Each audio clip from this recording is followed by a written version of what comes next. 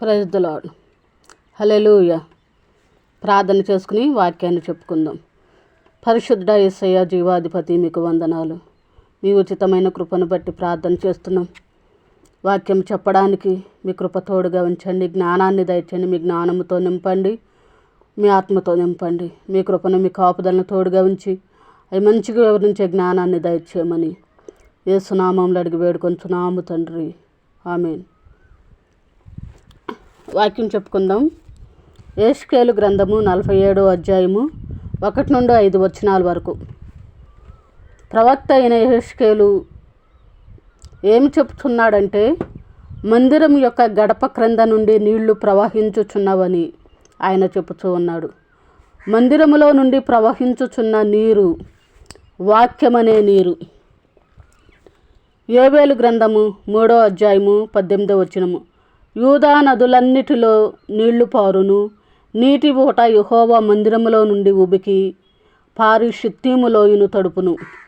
నీరు అనగా దేవుని వాక్యము, లోయ అనగా చాలా చాలా లోతైన స్థలము. యెషయా గ్రంథము 40వ అధ్యాయము 4వ వచనము.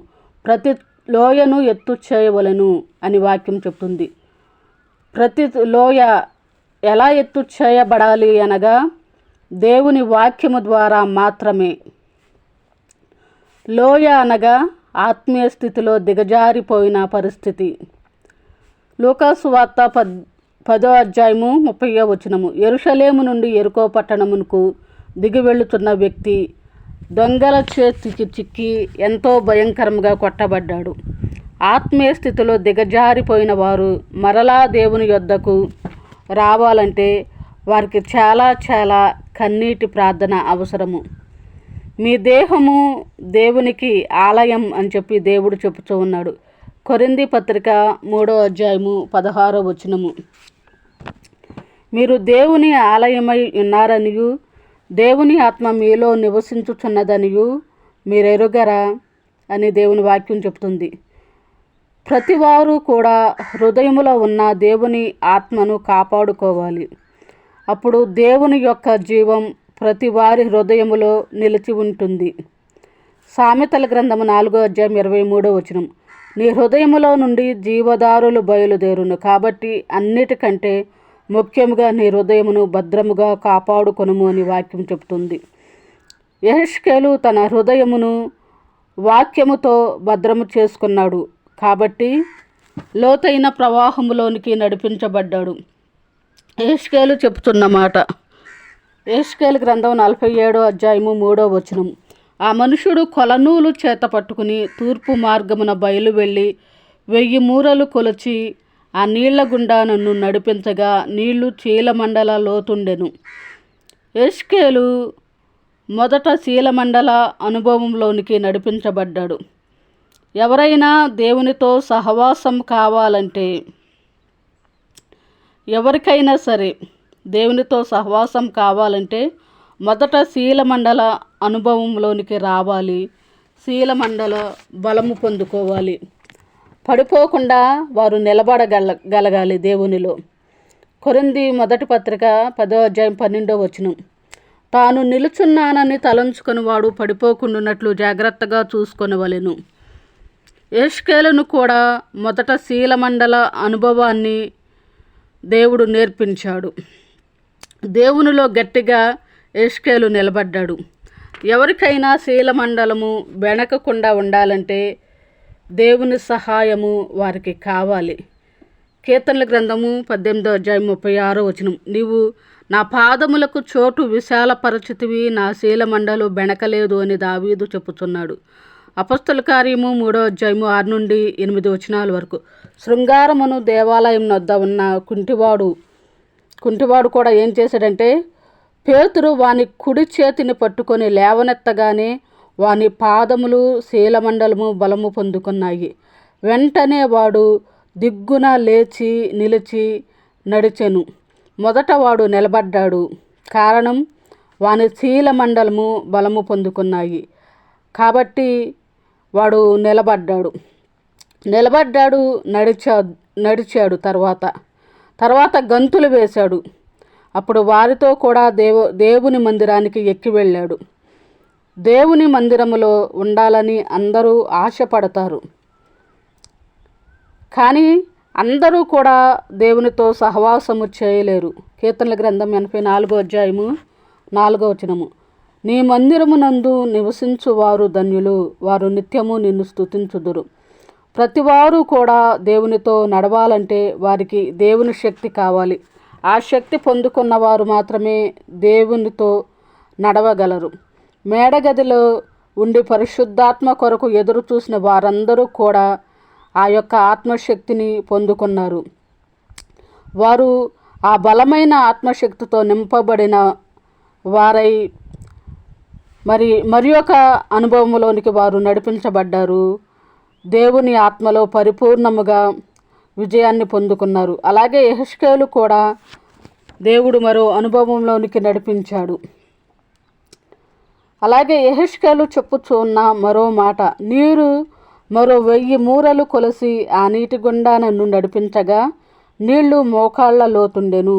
మోకాళ్ళ లోతు అనగా మోకాళ్ళ ప్రార్థనా జీవితం. ఎన్ని గంటలైనా మోకాళ్ళ ప్రార్థనలో గడిపేవారు మోకాళ్ళ ప్రార్థన ద్వారా ప్రతిదినము దేవునిని చూస్తారు. మోకాళ్ళ ప్రార్థనతో ఎవరైతే ప్రార్థిస్తూ ఉంటారో దేవునితో వారికి మంచి సహవాసం కూడా దొరుకుతుంది. వారు మోకాళ్ళ ప్రార్థన ద్వారా మంచి దర్శనాలు చూడగలుగుతారు. పూర్తిగా దేవునితో నడిచే అనుభవంలోనికి వారు వస్తారు. అలాగే మొర్దెకై యొక్క ప్రార్థనా జీవితం. ఎస్తేరు గ్రంథం 3వ అధ్యాయము 2వ వచనం. కాబట్టి రాజు గుమ్మమున ఉన్న రాజసేవకులందరూ రాజాజ్ఞానుసారంగా మోకాళ్ళుని హామానునకు నమస్కరించిరి. మొర్దెకై వంగకయు నమస్కరింపకయు నుండగా రాజసేవకులందరూ రాజాజ్ఞను ఎందుకు మీరుచున్నావనిరి. మొర్దెకై హామానునకు మోకాళ్ళుని నమస్కరించకపోయినను తన దేవునికి మాత్రము నిత్యము మోకాళ్ళ ప్రార్థన అనుభవంతో కలిగి జీవించాడు. అలాగే మొర్దెకై జీవితములో మనుషులకు సాగిల పడకపోయినా, మనుషులకు మోకాళ్ళు ఊనకపోయినా దేవునితో మంచి సహవాసము, ప్రార్థనా జీవితం, మోకాళ్ళ అనుభవము కలిగి ఉన్నాడు. కాబట్టి యూదులందరి మీదకి కూడా గొప్ప మరణమే వచ్చినప్పటికైనా దేవుడు వారందరినీ మరణము నుండి తప్పించాడు, మరణము నుండి విడిపించాడని దేవుని వాక్యం చెప్తుంది. అలాగే హానోకు యొక్క ప్రార్థనా జీవితం, మోకాళ్ళ అనుభవం. ఎంతగా హానోకు ప్రార్థించాడు అంటే తన ప్రార్థన వలన దేవునినే భూమి మీదకి దించాడు. అంతగా ప్రార్థించాడు.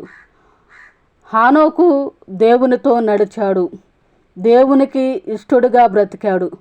హానోకు మోకాళ్ళ ప్రార్థనా జీవితాన్ని బట్టి దేవుడే భూమి మీదకి వచ్చి హానోకును తనతో తన రాజ్యంలోనికి తీసుకొని వెళ్ళిపోయాడు. ఎవరైతే దేవుణ్ణి ప్రేమిస్తారో హానోకు వలె అలాంటి వారిని విడిచిపెట్టి దేవుడు ఉండలేడు.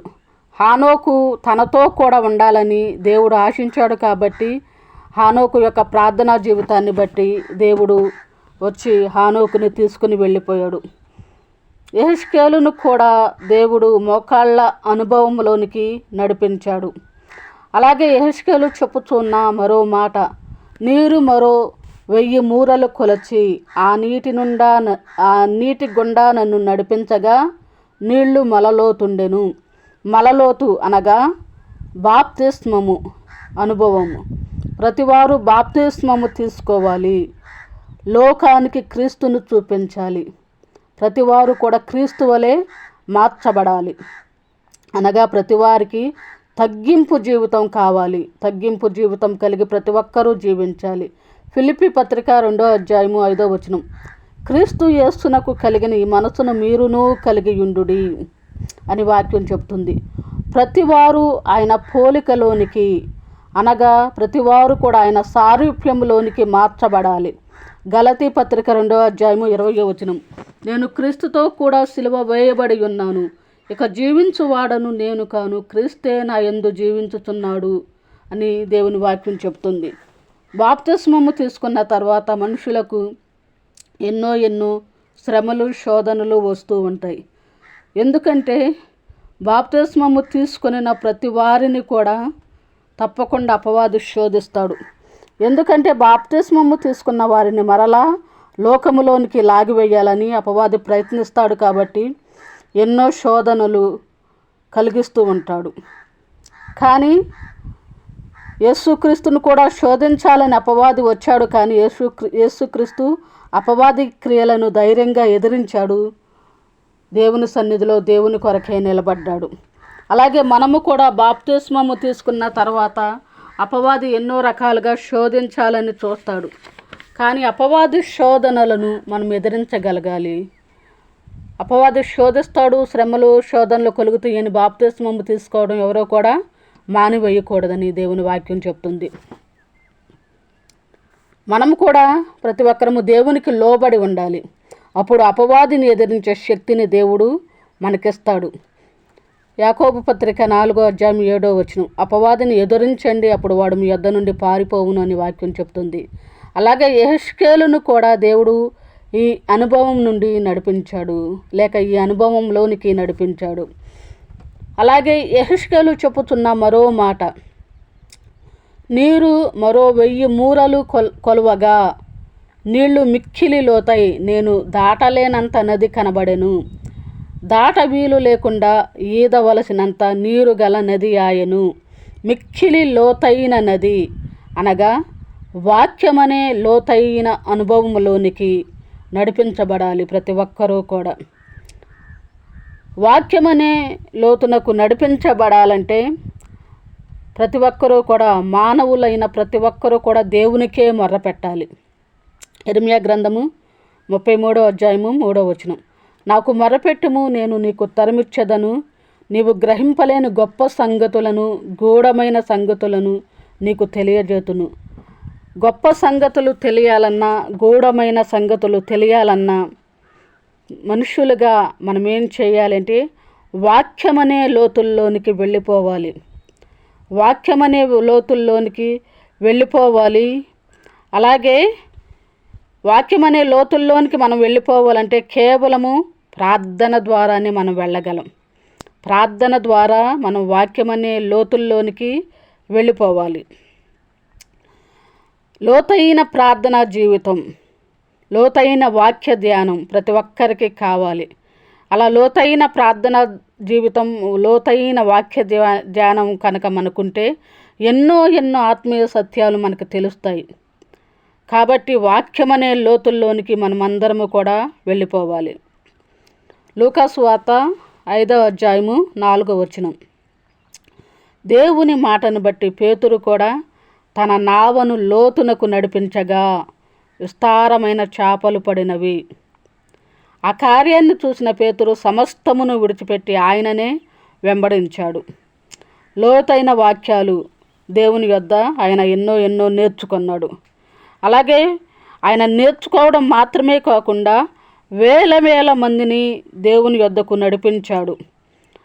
అలాగే లోతైన పశ్చాత్తాపముతో నిండిపోయినదై పాపాత్మురాలైన స్త్రీ రక్షణను పొందుకుంది. లూకాసు వార్త 7:37-50 యెహెజ్కేలును ఈ లోతైన అనుభవంలోనికి దేవుడు నడిపించాడు. ఒక గొప్ప ప్రవక్తగా వాడుకున్నాడు. యెహెజ్కేలు చెప్తున్నాడు, నీరు మిక్కిలి లోతైపోయి నేను నడవలేని పరిస్థితి నాకు ఏర్పడింది, నేను ఈదవలసినంత నది కనబడింది అని యెహెజ్కేలు చెబుతున్నాడు. ఆ రీతిగా యెహెజ్కేలును అంచెలంచెలుగా దేవుడు నడిపించాడు. మొదట చీలమండలము అనుభవము, తర్వాత మోకాళ్ళ అనుభవము, తర్వాత మలలోతు అనుభవము, అలాగే మిక్కిలి లోతైన స్థితి.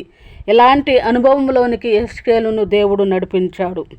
ఎందుకంటే యెహెజ్కేలు దేవుడు చెప్పిన మాటను విన్నాడు కాబట్టి, దేవునికి లోబడ్డాడు కాబట్టి.